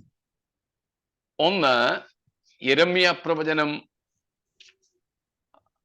ഇനി അതുമല്ലെങ്കിൽ 4 ഭാഗങ്ങൾ പ്രത്യേകിച്ച് എടുത്തു വയ്ക്കാം. എക്സോഡസിലേക്ക് തന്നെ ആദ്യം പോകാം. सबसे പുറപ്പാട് पहला പുസ്തകം പുറപ്പാട് 33 മൂന്നാമത്തെ വാക്യം വായിച്ചാട്ടെ. मैं आपको 4 रीजन देता हूं. सबसे पहला हम लोग निकाले करूज, नहीं तो निर्गमन 33 का 3. निर्गमन नहीं तो करूज 33 का 3. तुम लोग उस देश को जाओ जिसमें दूध और मधु की धारा बहती है, परंतु तुम हठीले हो, इस कारण मैं तुम्हारे बीच में होके ना चलूंगा, ऐसा ना हो कि मैं मार्ग में तुम्हारा अंत कर डालूं. കണ്ടോ, പാപം, ഹഠീലാപ്പൻ, അവരുടെ സ്റ്റബോൺനെസ്, നിരന്തരമായ പാപത്തിൽ തുടരുന്ന അവസ്ഥ നിമിത്തം ദൈവം പറയുന്നു, God withdraws himself from them. അവരുടെ ഇടയിൽ നിന്നും ദൈവം തന്നെ തന്നെ പുറകോട്ട് വലിക്കുന്നു. ഞാൻ നിങ്ങളോടുകൂടെ വരികയില്ല. देखिए 33 का 3 में क्या लिखा है कि प्रभु खुदावन कहता है कि तुम लोग गर्दनकश कौम हो, इसके लिए मैं तुम्हारे दरमियान में नहीं चलूंगा, मैं तुम्हारे साथ नहीं चलूंगा. നമ്മുടെ പാപത്തിന്റെ ഫലമായി ദൈവം തന്റെ സാന്നിധ്യത്തെ നമ്മിൽ നിന്നും മാറ്റിക്കളയുന്നു. पाप अगर करेंगे तो प्रभु अपना प्रेजेंस को, अपने उजरी को छोड़कर हमसे दूर चले जाता है. ദൈവം നമ്മോടുകൂടെ ഇല്ലെങ്കിലും ജീവിതത്തിൽ നന്മകൾ ഒരുപക്ഷെ നമുക്ക് ലഭിക്കാം. भाई और बहनों, खुदावंद अगर हमारे साथ नहीं है तो भी बरकतें, आशीषें हमारे जीवन में होगा. 1-2 വാക്യങ്ങളിൽ അതാണ് നാം കാണുന്നത്. वही 33 का पहला और दूसरा वचन जरा देखिए. प्रभु उनके साथ नहीं चल रहे तो भी वहां पर मधु बहने वाला, नहीं तो प्रभु ने शहद और दूध बहने वाला जगह को वादा में देगा कर कर कहा, लेकिन खुदावन उनके साथ नहीं है. നമുക്ക് എന്ത് വേണം എന്ന് ഈ രാത്രിയിൽ തീരുമാനിക്കണം. आज रात में और आप लोग ये डिसाइड करना है, मुझे और आप लोग को शहद दूध चाहिए या परमेश्वर का हुजूरी हमारे साथ दरमियान में रहना चाहिए. വേണമെങ്കിൽ ദൂതനെയും കൂടെ ദൈവം വിട്ടേക്കും കേട്ടോ. परमेश्वर जो है शहद और दूध के साथ, परमेश्वर अपने फरिश्ता को भी, स्वर्गदूत को भी उनके साथ भेजने के लिए तैयार हो गए. ഇവിടെ ദൈവം പറയുന്നു, നിങ്ങൾക്ക് വഴികാട്ടിയായിട്ട് ഞാൻ ദൂതനെ നിന്റെ മുമ്പിൽ അയക്കാം. मैं तुम्हारे रास्ता तैयार करने के लिए स्वर्गदूत, फरिश्ता को भी भेजता हूं, എന്നാൽ ഞാൻ നിന്റെ കൂടെ വരത്തില്ല. लेकिन मैं तुम्हारे दरमियान में नहीं चलूंगा. അതിന് ഉത്തരമായിട്ട് എന്താ മോശ പറഞ്ഞത്? इसका जवाब में मूसा ने क्या दिया था? 33-15 വാക്യത്തിൽ മോശ പറഞ്ഞു, കർത്താവേ, നീ എൻ്റെ കൂടെ വരുന്നില്ലെങ്കിൽ ഞങ്ങളെ ഇവിടെ നിന്നും കനാൻ നാട്ടിലേക്ക് അയക്കല്ലേ. 33 का 15 में मूसा का जवाब देखो. जब भी खुदावन ने कहा कि मैं तुम्हारे दरमियान में नहीं चलूंगा, तो मूसा कहता है कि अगर तू साथ ना चले तो हमको यहां से आगे ना ले जा. ഹല്ലേലൂയ. Praise the Lord. നാം ഈ വാക്യം പലപ്പോഴും ഉദ്ധരിക്കാറുണ്ട്. मैं और आप लोग ये कलाम को बार बार बोलते भी हैं, समझते भी हैं. പക്ഷേ ഈ രാത്രിയിൽ ദൈവസഭയെ, God's community, the spiritual community, ഈ ആത്മീയ കൂട്ടായ്മ, സംഘം, അതിന്റെ പ്രത്യേകത ദൈവം നമ്മോടുകൂടെ വസിക്കുന്നതാണ്. ദൈവം നമ്മെ വിട്ടുപോകരുത്. मेरे भाई और बहनों, मैं और आप लोग एज ए चर्च, एक स्पिरिचुअल कम्युनिटी, दुनिया के लोगों से निराले क्यों है? परमेश्वर का प्रेजेंस हमारे दरमियान में है. वो प्रेजेंस कभी भी इंडिविजुअली और एज ए चर्च हमारे दरमियान से नहीं जाना चाहिए. उसमें मैं और आप लोग यत्न करना चाहिए, आगे प्रभु में एक साथ रहना चाहिए. മോശയെ പോലെ നമുക്കും ദൈവത്തോട് പറയാം, കർത്താവേ, അങ്ങയുടെ സാന്നിധ്യം ഇല്ലാത്ത ഒരു നന്മയും ഒരു ഉയർച്ചയും ഒരു ശ്രേഷ്ഠതയും എനിക്ക് വേണ്ട. इसलिए मैं और आप लोग मूसा के जैसा जरा बोलने के लिए तैयार होंगे क्या? प्रभु जी, आपके बगैर हमें कोई बरकत, कोई आशीष, कोई दुनिया की पदवी या कुछ भी नहीं, स्थान, कुर्सी, कुछ भी नहीं चाहिए. प्रभु जी, हमें आप चाहिए, आप हमारे साथ चलिए. ആവർത്തിച്ച് ഞാൻ പറയുന്നു, മോശയെ പോലെ 33:15 പോലെ നമുക്ക് പറയാൻ പറ്റുമോ? കർത്താവേ, അങ്ങില്ലാത്ത കനാൻ നാട് എനിക്ക് വേണ്ട, അങ്ങില്ലാത്ത പാലും തേനും ഒഴുകുന്ന ദേശം എനിക്ക് വേണ്ട, അങ്ങില്ലാത്ത ദൂത സാന്നിധ്യം എനിക്ക് വേണ്ട, അങ്ങ് കൂടെ വരാത്ത ശത്രു സംഹാരം വേണ്ട, എന്നാൽ നീ കൂടെ ഇരിക്കുന്ന മരുഭൂമിയാണ് എനിക്ക് അതിലും ശ്രേഷ്ഠം. कितने लोग, और एक बार मैं दोहरा के बोलता हूँ, कितने लोग करूज 33 का 15 में जिस तरह मूसा ने कहा, आप अगर नहीं है तो हमें शहद और दूध बहने वाला कनान देश नहीं चाहिए, अगर आप नहीं है तो हमें फरिश्ता का सिक्योरिटी नहीं चाहिए, अगर आप नहीं है तो दुश्मनों को हराने वाला बरकत नहीं चाहिए। प्रभु जी, ये सारे चीजें हम बाजू करते हैं, आप हमारे जीवन में साथ साथ चलना ये जरूरी है कर कर कितने लोग हम में से कहेंगे। അവരവര് കർത്താവിന്റെ കരങ്ങളിലേക്ക് സമർപ്പിക്കട്ടെ. ये सुनने वाले, वचन को सुनने वाले लोग, हर एक लोग अपने आप को खुदावन के हाथ सामने अपने दिलों को समर्पित करें। നമ്മുടെ സമയം തീരാൻ പോകുന്നത് കൊണ്ട് ബാക്കി 3 ഭാഗങ്ങളും കൂടെ എളുപ്പം പറഞ്ഞു നിർത്താം. हमारा समय खत्म होने के लिए जा रहा है, जल्दी से आगे का 3 बात बोलकर मैं आगे बढ़ता हूं। അപ്പോൾ പാപം ചെയ്താൽ, കർത്താവിന്റെ സാന്നിധ്യത്തെ നിരസിച്ചാൽ കർത്താവ് നമ്മുടെ കൂടെ വരില്ല. സ്തോത്രം. 1-ാമത്തെ ഭാഗം നാം പുറപ്പാട് 33 കണ്ടു.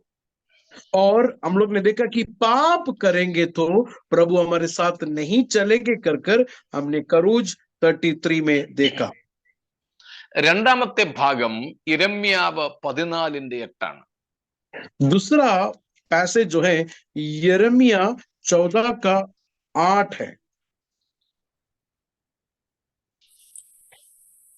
हे इज़राइल के आधार, संकट के समय उसका बचाने वाला तू ही है। तू क्यों इस देश में परदेशी के समान है? तो क्यों उस बटोही के समान है जो रात भर रहने के लिए कहीं टिकता हो? കൂടെ വസിക്കേണ്ട യഹോവ ദൈവം, തിരുസാന്നിധ്യം ഇപ്പോൾ എങ്ങനെ ഇരിക്കുന്നു? 2 പദങ്ങൾ. 1, പരദേശിയെ പോലെ ഇരിക്കുന്നു. 2, ഒരു രാത്രി മാത്രം പാർക്കുവാൻ കൂടാരമടിക്കുന്ന വഴിപോക്കനെ പോലെ ഇരിക്കുന്നു. അയ്യോ, എത്ര വേദനാജനകമായത്! ये कितना दर्द देने वाली कलाम है, जरा आप लोग देखिए। उनके साथ चलने वाला खुदावंद अभी कैसा है? 2 पद को वहां पर देखे। सबसे पहला, उनके साथ चलने वाला खुदावंद अब एक परदेसी के मानिंद है। उनके साथ चलने वाला खुदावंद एक मुसाफिर के मानिंद है जो रात काटने के लिए डेरा डाला हुआ है। ഞാനൊരു ഭർത്താവും അപ്പനുമാണ്. पास्टर साहब हस्बैंड भी है और बाप भी है। ഓർക്കുക, ഞാൻ സമ്പാദിച്ച പണം കൊണ്ട് ഒരു വീടുണ്ടാക്കി എന്നിരിക്കട്ടെ. पास्टर साहब ने मेहनत करके एक घर बनाया समझिए। എന്റെ സ്ഥാനത്ത് നിങ്ങൾ, വിശേഷിച്ച് ഓരോ പുരുഷന്മാരും നിങ്ങളെ തന്നെ ഒന്ന് ചിന്തിച്ചോളുക. आप लोग भाई लोग जो हैं, मेरे स्थान पर रुककर ये बात को समझिए। നമ്മൾ കുടുംബനാഥന്മാർ. हम लोग जो है घर परिवार को चलाने वाले लोग हैं भाई लोग। നമ്മൾ സമ്പാദിച്ച പണം കൊണ്ട് ഉണ്ടാക്കിയ വീട്, हमने मेहनत करके बनाया हुआ घर, നമുക്ക് കീഴ്പ്പെട്ട് കഴിയേണ്ട ഭാര്യയും മക്കളും, हमारे नीचे ताबे रहने के लिए रखा गया हुआ बीवी और बच्चे, പക്ഷെ ആ വീട്ടിൽ നമ്മൾ വിരുന്നുകാരനായിട്ട് പാർക്കുന്നതൊന്ന് ചിന്തിച്ചേ. പരദേശിയെ പോലെ പാർക്കുന്നതൊന്ന് ചിന്തിച്ചേ. लेकिन वही घर में आप एक परदेसी के जैसा जी रहा है। 1 मिनट के लिए जरा सोचिए। നിങ്ങൾ ഗൾഫിൽ പാർക്കുന്നവരാണ്. ഞങ്ങളെ പോലെയുള്ള പാസ്റ്റർമാരൊക്കെ ചിലപ്പം വിസിറ്റിങ്ങിന് വരുമ്പോൾ നിങ്ങളുടെ വീട്ടിൽ ഒരു മുറി അദ്ദേഹത്തിന് കൊടുക്കും. आप लोग गल्फ में रहने वाले लोग हैं, हमारे जैसे पास्टर लोग विजिटिंग के लिए जब यूएई में आते हैं तो आप लोग एक कमरा जो है हमारे लिए देते हैं। നിങ്ങളുടെ വീട്ടിൽ വിരുന്നുകാരനായി പാർക്കുന്ന പാസ്റ്റർ നിങ്ങളുടെ അടുക്കളയിലും നിങ്ങളുടെ മറ്റു മുറികളിലും ഒക്കെ സ്വാതന്ത്ര്യത്തോടെ കയറി ഇറങ്ങി നടക്കുമോ? क्या आपके घर में गेस्ट होकर आए हुआ पास्टर आपके किचन में या बाकी रूमों में आजादी के साथ चलता है क्या? നിങ്ങളുടെ വീട്ടിലെ ഇന്റർനെറ്റും നിങ്ങളുടെ ടിവിയും നിങ്ങളുടെ ഫ്രിഡ്ജും ഒക്കെ അയാളുടെ ഇഷ്ടത്തിന് ഉപയോഗിക്കുമോ? क्या आपका घर का फ्रिज और टीवी इंटरनेट उनकी मर्जी से वो इस्तेमाल करेगा क्या? നിങ്ങളുടെ വീട്ടിൽ നിങ്ങൾ സംസാരിക്കുന്ന ഏതെങ്കിലും ഒരു വിഷയത്തിൽ ആ വിരുന്നുകാരൻ ഇടപെടുമോ?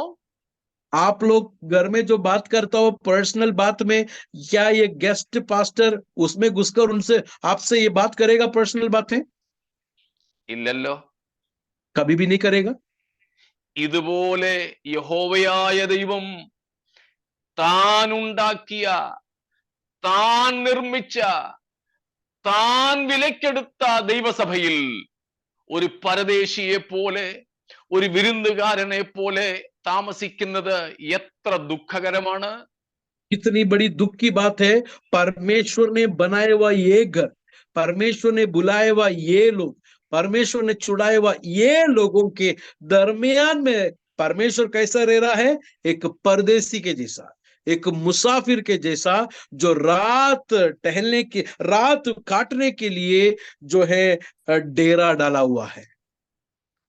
എന്റെ കുടുംബത്തിൽ, എന്റെ വീട്ടിൽ എനിക്ക് വോയിസ് ഇല്ലാതെ, എനിക്ക് തീരുമാനമെടുക്കാൻ, എനിക്ക് അഭിപ്രായം പറയാൻ അനുവാദമില്ലാതെ, ഞാൻ എന്തെങ്കിലും പറഞ്ഞാൽ അനുസരിക്കാൻ ആളില്ലാതെ എന്നെ നിരസിച്ചാൽ, ഞാൻ ഉണ്ടാക്കിയതാണ് വീടെങ്കിലും ഞാൻ അവിടെ താമസിക്കില്ല, ഞാൻ ഇറങ്ങിപ്പോകും. വരുന്നത് ഡ്രസ് എടുക്കാൻ വേണ്ടി മാത്രമായിരിക്കും. വല്ലപ്പോഴും ഒന്ന് വരും, ഡ്രസ്സും എടുത്തോണ്ട് മിണ്ടാതെ ഞാൻ ഇറങ്ങിപ്പോകും. अगर मैंने ही बनाया हुआ घर में एक गेस्ट के जैसा अगर मैं रह रहा हूं, मुझे वहां के लोग तुच्छ समझकर मुझे इग्नोर कर रहे, तो उस घर में मैं नहीं रहूंगा. अगर रहूंगा तो भी आऊंगा, कपड़ा लेके जाऊंगा, गेस्ट के जैसा मैं आता ही जाता रहूंगा. उसमें सुकूनत मैं नहीं करूंगा. सुकूनत करने के लिए मुझे मन नहीं रहेगा. നാം പാപം ചെയ്താൽ നമ്മുടെ ഇടയിൽ ദൈവം വസിക്കില്ല. ഒരു പരദേശിയെ പോലെ, വിരുന്നുകാരനെ പോലെ മാത്രം വല്ലപ്പോഴും വന്ന് മിണ്ടാതെ താൻ ഇറങ്ങിപ്പോകും. അങ്ങനത്തെ ഒരു സാന്നിധ്യമല്ല ദൈവസഭയ്ക്ക് വേണ്ടത്. അത് പിന്നെ സഭയല്ലാതാകിത്തീരും. ഇന്ന് രാത്രിയിൽ നാം ഇതിന്റെ മുമ്പിൽ തകർന്ന ഹൃദയത്തോടെ ഒന്ന് അടുത്തു വരാം, പ്രാർത്ഥിക്കാം. കർത്താവേ, അങ്ങ് പരദേശിയെ പോലെ ഞങ്ങളുടെ മധ്യയാകല്ലേ. मेरे भाई और बहनों, अगर प्रभु एक परदेसी के जैसा, एक मुसाफिर के जैसा हमारे पर्सनल लाइफ में भी और ऐसे चर्च कॉर्पोरेट में भी कभी आते हैं कभी जाते हैं, ऐसा अगर है तो एक टूटा हुआ दिल के साथ मैं और आप लोग आज खुदावन के सामने आना चाहिए. प्रभु जी, एक मुसाफिर के जैसा नहीं, एक परदेसी के जैसा नहीं हमारी कलीसिया में, मेरे जीवन में, बल्कि तू मेरे जीवन में सुकूनत करते हुए अनुभव में आने के लिए मैं तेरे पास आता हूं कर कर एक सच्चा तौबा और टूटा हुआ दिल के साथ प्रभु के पास हम लोग आए. വേഗത്തിൽ ബാക്കി രണ്ട് ഭാഗങ്ങൾ കൂടെ സൂചിപ്പിക്കാം. मैं जल्दी से बाकी दो बातों को भी बताता हूं. മൂന്നാമത്തെ ഭാഗമാണ് യെഹെസ്കേൽ പ്രവചനം. और तीसरा भाग जो है यहेस्केल की किताब. വായിക്കാൻ സമയമില്ലാത്തത് കൊണ്ട് ഞാൻ പറഞ്ഞു വിടാം.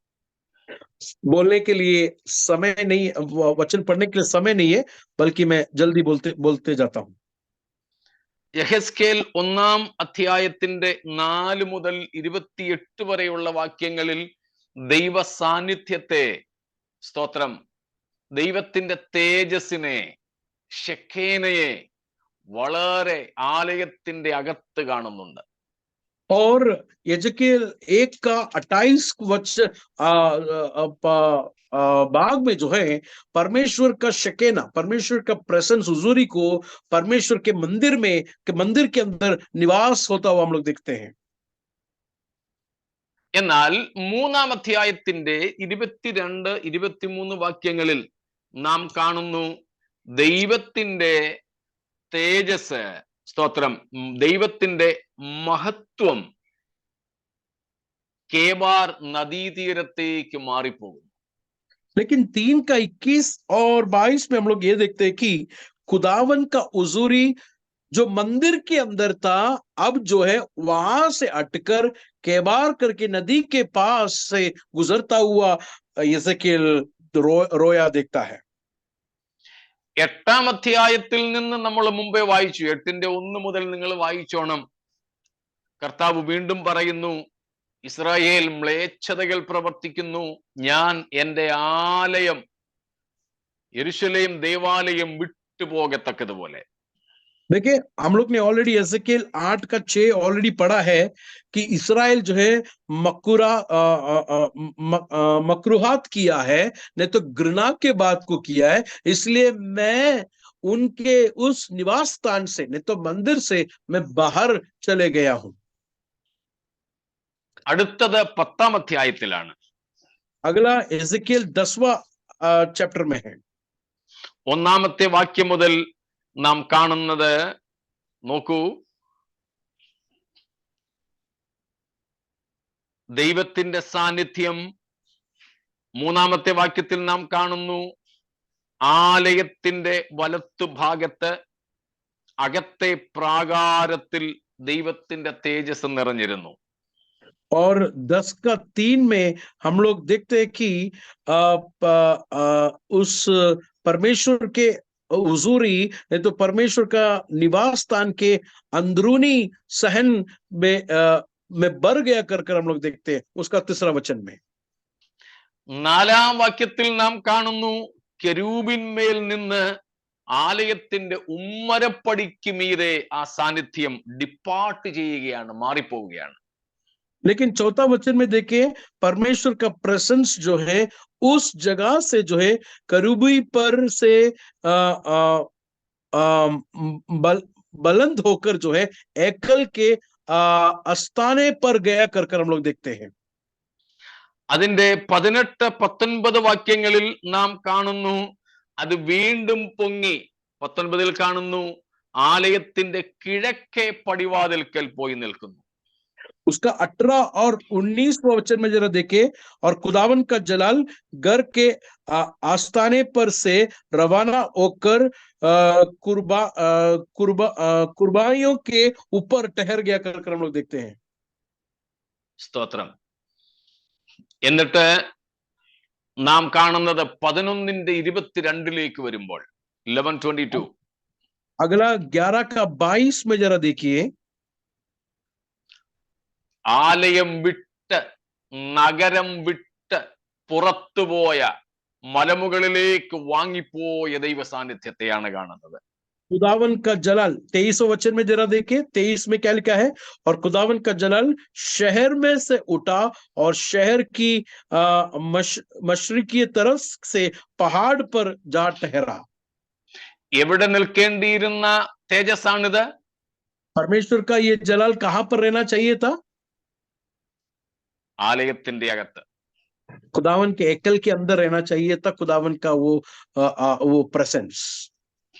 പാപം നിമിത്തം ഭാഗികമായി ഈ സാന്നിധ്യം വിട്ട് ആലയത്തിൽ നിന്നും നഗരത്തിൽ നിന്നും പുറത്തുപോയി. पाप के कारण परमेश्वर का प्रेजेंस थोड़ा करके जो है मंदिर के अंदर से शहर के बाहर निकल गया कर हम लोग देखते हैं. ഏറ്റവും ഒടുവിൽ ഒരു പരിചിതമായ വാക്യം കൂടെ പറഞ്ഞു നിർത്തുന്നു. आखिर में चौथा रीजन हम लोग वचन को हम लोग पढ़कर बंद करता हूं. വെളിപ്പാട് 3:20. मुकाशवा 3 का 20, प्रकाशित वाक्य 3 का 20. അവിടെ നമുക്കറിയാം, ക്രിസ്തുവിന്റെ സാന്നിധ്യം നഷ്ടപ്പെട്ട ലവോദിക്യ സഭ. 3 का 20 में हम लोग देखते कि एक लवोदिकिया कलीसिया जहां पर परमेश्वर का हुजूरी उनके दरमियान से निकल गया. A Christless church. मसीह के बिना वाला एक कलीसिया. ക്രിസ്തുവിന്റെ സാന്നിധ്യമില്ലാത്ത സഭ, ഞാൻ എൻ്റെ കൂട്ടായ്മകളിൽ പറയാറുണ്ട്, വെറും ഒരു ക്ലബായിട്ട് അധപ്പതിക്കുന്നു. मैं अपने कलीसिया में बोलता हुआ एक बात मैं यहाँ पर भी बोलता हूं, अगर मसीह हमारे सभा में, हमारे कलीसिया में नहीं है तो वो केवल एक क्लब है। ഇന്ന് രാത്രിയിൽ നമുക്ക് തീരുമാനിക്കാം, നാം കൂടി വരുന്ന ഇടം, നമ്മുടെ കൂട്ടായ്മ സഭയായിരിക്കണമോ ക്ലബായിരിക്കണമോ? हम लोग एक बात आज निर्णय कर यहाँ से हम लोग जाएंगे, क्या हम लोग जहां पर इकट्ठा होता है, रफाकत करते हैं, क्या वो कलीसिया है या क्लब है? തിരുസാന്നിധ്യം നമ്മോടൊപ്പം ഇല്ലെങ്കിൽ നാം വെറും ക്ലബായിട്ട് അധപ്പതിച്ചു കഴിഞ്ഞു. अगर खुदावन का हुजूरी हमारे दरमियान में नहीं है तो हम लोग केवल एक क्लब के जैसा है। രണ്ട് ഉദ്ദേശങ്ങളാണ് സഭയുടേത് നാം ഇന്ന് ചിന്തിച്ചത്. आज मैं और आप लोग ने कलीसिया के दो मकसद को हम लोग ने देखा है। ഒന്ന്, നാം ദൈവത്തിന്റെ സ്വന്തമായി, ദൈവത്തിന്റെ നിക്ഷേപമായിരിക്കുക. नंबर 1, हम लोग, मैं और आप लोग जो परमेश्वर के खास लोग हैं, उसी के लिए बनाए हुए चुने हुए लोग हैं कर हम लोग सबसे पहला देखा। രണ്ടാമത്തെ ഉദ്ദേശം, ദൈവത്തിന് വസിപ്പാൻ കഴിയുന്ന ആലയമായി നാം മാറുക. दूसरा जो है, परमेश्वर जहां पर रहने के लिए चाहता है, ऐसा परमेश्वर का मस्कन बने, नहीं तो खुदावन का निवास स्थान हम लोग बनना है। ഈ ദൈവ സാന്നിധ്യമാണ് ഏറ്റവും പ്രധാനപ്പെട്ടത്. ये प्रभु का हुजूरी है सबसे उत्तम, सबसे महत्वपूर्ण। നാം സ്വർഗത്തിലെത്തിയാലും വേറെ ഒന്നുമല്ല അവിടെ ഉള്ളത്, തിരുസാന്നിധ്യമാണ്. देखिए, स्वर्ग में जाएगा तो भी एक ही बात है, वो है परमेश्वर का हुजूरी, नहीं तो परमेश्वर का प्रेजेंस। അത് ഇവിടം മുതലേ നമുക്ക് അനുഭവിക്കാം. यहां से मैं और आप लोग एक्सपीरियंस करते हैं इस बात को। തിരുസാന്നിധ്യം നഷ്ടപ്പെടുന്ന യാതൊന്നും പാപങ്ങളും നിരസിക്കലും മ്ലേച്ഛതകളും നമ്മൾ ഇല്ലാതിരിക്കട്ടെ. इसके लिए परमेश्वर का प्रेजेंस हमारे दरमियान, इंडिविजुअली, कॉर्पोरेटली, कलीसिया के दरमियान में नहीं जाए, हम लोग उसमें ध्यान रखकर हम लोग चले। അതിനുവേണ്ടി നമുക്ക് ഇന്ന് രാത്രി നമ്മെ സമർപ്പിക്കുകയും കർത്താവിനോട് നിലവിളിച്ച് പ്രാർത്ഥിക്കുകയും ചെയ്യാം. കർത്താവേ, അങ്ങ് ഞങ്ങളെ വിട്ടുപോകരുതേ. इसके लिए आज एक टूटे हुए दिल के साथ परमेश्वर के करीब आए, एक मन फिराहट हमारे अंदर होने दो, प्रभु जी हमारे दरमियान से मत जाइए। ദൈവം നമ്മെ സഭയായി നിർമ്മിച്ചതിന്റെ, പണിതുകൊണ്ടിരിക്കുന്നതിന്റെ ഉദ്ദേശം നിവർത്തിപ്പാൻ സമർപ്പിക്കാം. ദൈവമായ കർത്താവ് തന്റെ സാന്നിധ്യമുള്ള സഭയായി, കർത്താവിന്റെ വരവിനായിട്ട് ഒരുക്കുന്ന സഭയായി നമ്മെ തീർക്കട്ടെ എന്ന് പ്രാർത്ഥിക്കുന്നു. ദൈവം നമ്മെ വചനങ്ങളാൽ അനുഗ്രഹിക്കുമാറാകട്ടെ. प्रभु जो मकसद हमसे चाहते हैं, वो मकसद पूरा करने वाले कलीसिया तेजस्वी कलीसिया बने, परमेश्वर की मर्जी को करने वाले कलीसिया बने। ये मकसद को पूरा करने के लिए प्रभु हम सबको फजल दे। हालेलुया।